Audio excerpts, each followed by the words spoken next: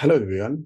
We are almost end of the course, and this is the last lecture in this course. We are going to brief what you have done in this course from the linear part and nonlinear part. We have started the first half of this course with the linear control synthesis or the modern control part or the state space control.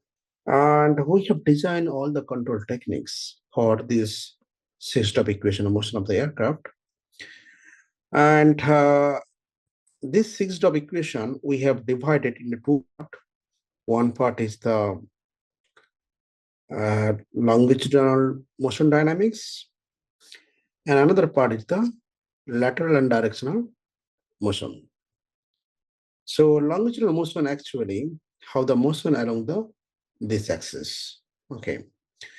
And your lateral and directional motion actually this and along z axis. So if you notice carefully, these two equation sets are highly nonlinear because there are coupling terms, sine theta, cos theta terms. So to study the linear controls for the system, we need to linearize these two set of equations. For linearization, we need to have some reference point around which the system can be linearized, right? That is already you have covered in this course. So the linearized model or the trim conditions, we can say trim condition around which the system can be linearized. We have considered the steady level flight.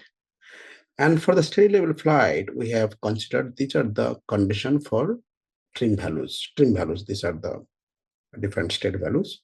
So side velocity assumed to be 0, and phi is 0, wind level is 0, basically, and the rates of the body assumed to be 0.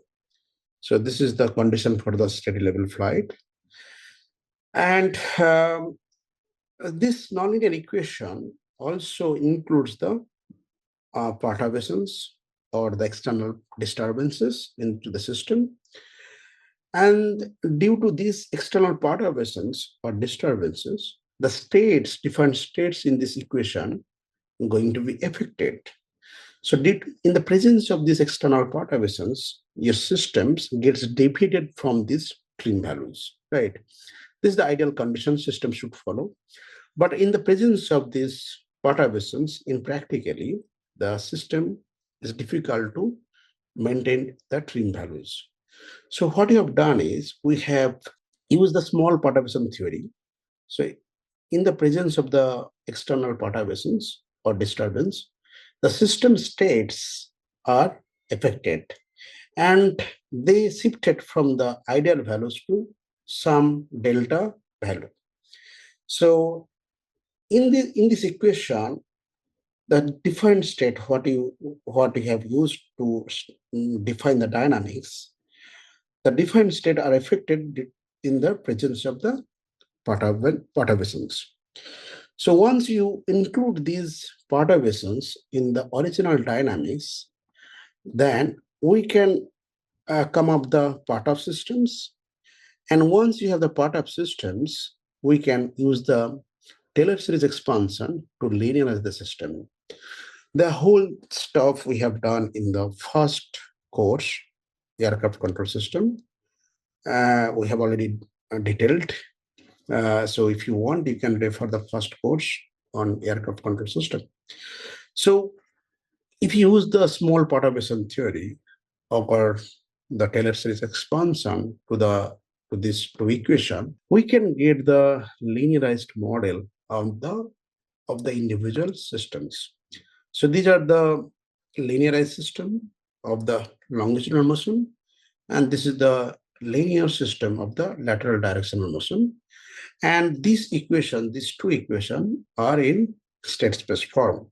So in the longitudinal motion, these are the state variable, and these are the controls, elevator and thrust, forward thrust.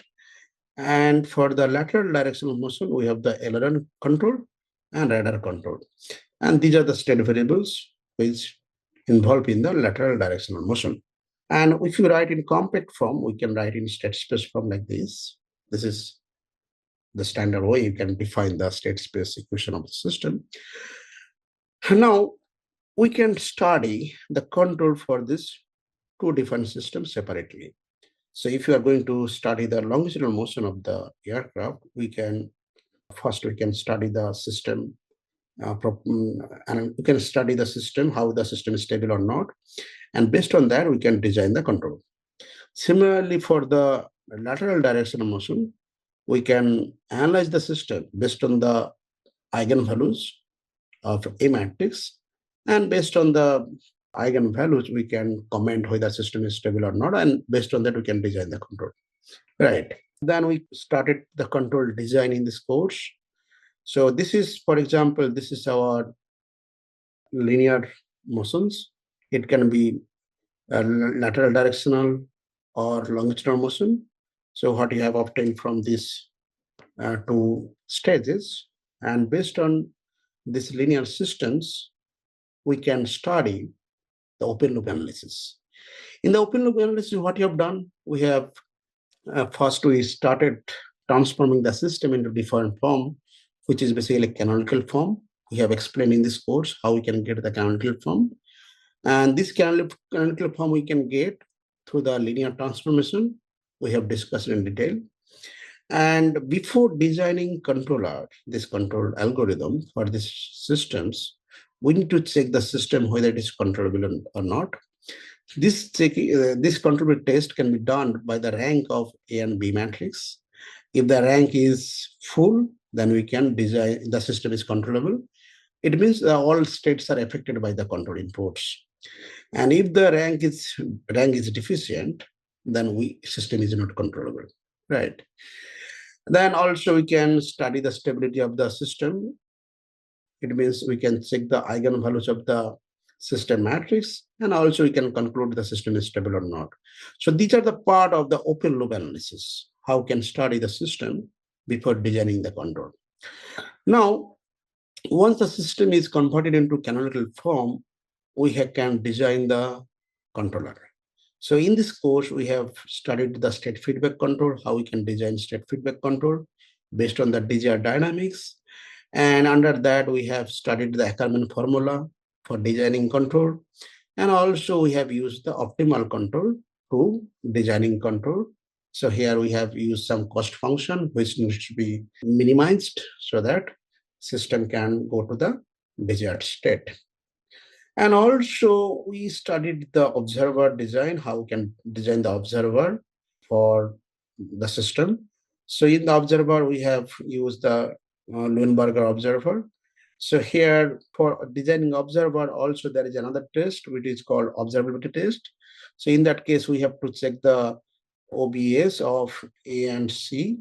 So based on that, we can design observer. So if the rank of OBS AC is full rank, the system is observable. If it is not full rank, then system is not observable, right? So these are the things we have covered in this course, how we can design the modern control for this system, for this linear system.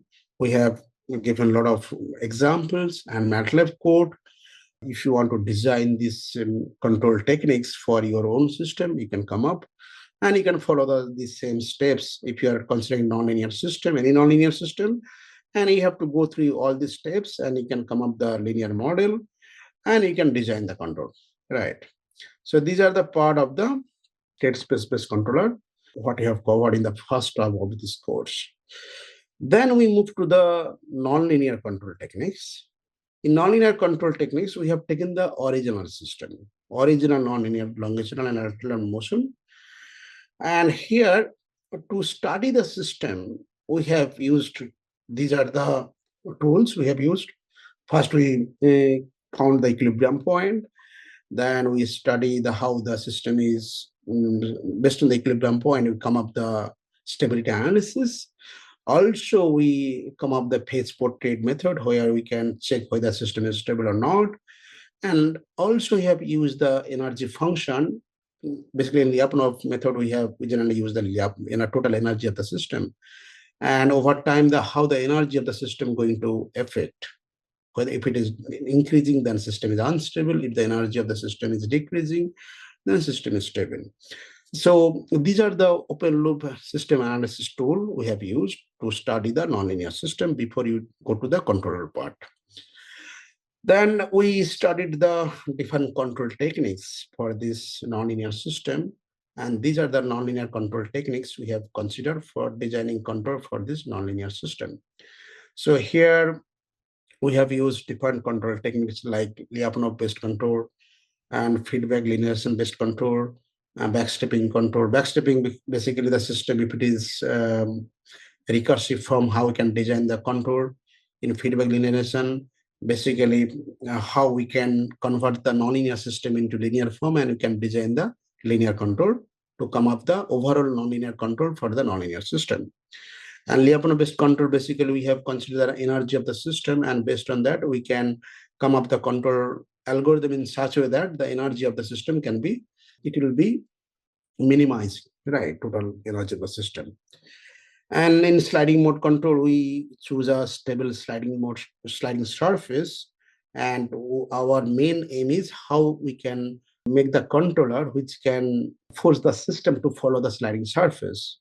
So sliding surface, generally we consider the stable sliding surface. And also we combine the backstepping sliding mode control to get the better robustness of the system.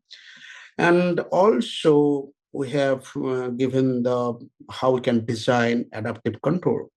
So adaptive control, if there is a time varying parameter which can deviate the nonlinear system from the equilibrium point, and how we can come up the adaptive laws where we can come up the adaptive control gains, and based on the adaptive control gains we can design the controller if there is time varying function in the system.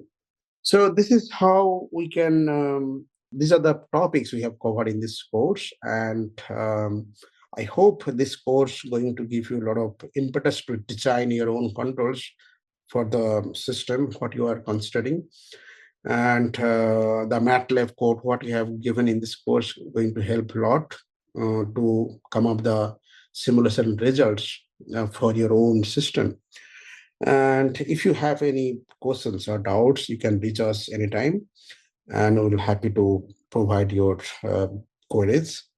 And this is what we have given in this code. And let's wind up here. Keep in touch. We'll be happy to provide your queries. Thank you.